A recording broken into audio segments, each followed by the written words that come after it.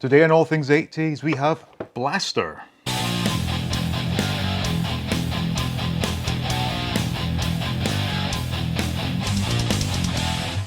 Welcome back to All Things 80s. Now today I'm going to take a look at this reissue from Walmart of Blaster.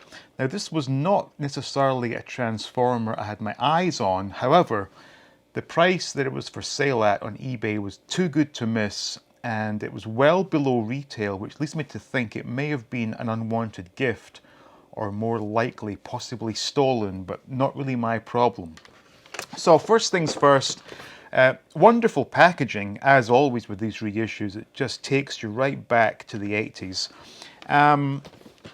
One thing I will say off the bat is I'm very disappointed to see that, unlike Soundwave, it does not come with its own cassette. But I guess they were trying to keep the costs down. But I guess what we'll do now is just get overhead and take a look at this in much closer detail. So, as with all these Walmart reissues, they really have nailed the packaging and captured the essence of Transformers in the 1980s. It's just a stunning looking package, and if you are one of those in-box collectors, you cannot go wrong with having one of these on display. As always, again, we've got the classic artwork scenery here, which just really takes me right back to being a child again. I keep saying this with these reissues, but they do not give you a decoder for this, but Stevie Wonder can see the blue line here, so whatever. Nice to have a representation of the sort of mail away tokens, but I'm sure there's nothing to mail away for this, but whatever. Now, I did open this already to give it a test run because, having made a complete arse of the Dirge transformation, I wanted to make sure there were no sort of hidden surprises with this. So it did come brand new, and as I said in the introduction, it came at such a fantastic price it was too good to pass up. So what do we get? Well, we get Blaster and we get his rifle, and very disappointing to not have a cassette with this, given that Soundwave came with his little buzzsaw. And for me, it's going to be extremely frustrating to have this with the ejection feature and not have a cassette to put into it, but that's something we can address in the future. So, out Blaster, take out the booklet and his rifle. So, the booklet's a little disappointing. It's just a simple sort of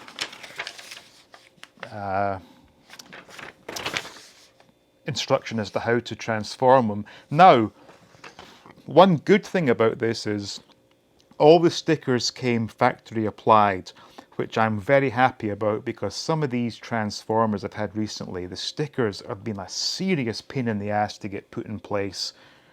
And you can understand why when you see some genuine G1s for sale, the kids back in the 80s who put the stickers on either put them on incorrectly, they put them in squint all over the place. So to have the stickers applied from the factory is a good thing in my opinion.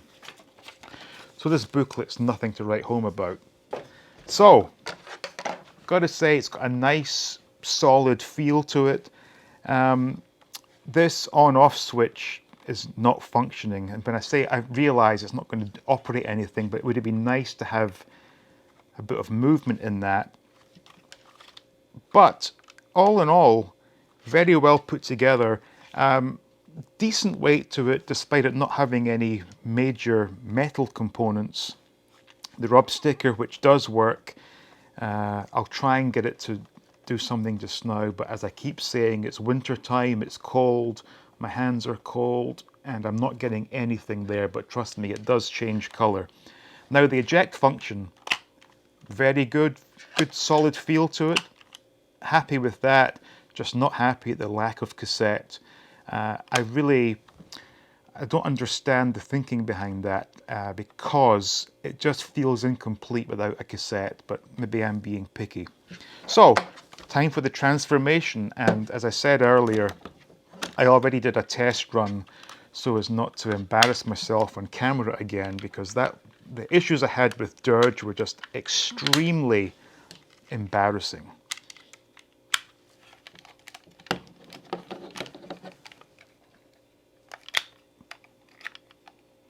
So this is very, very simple to transform.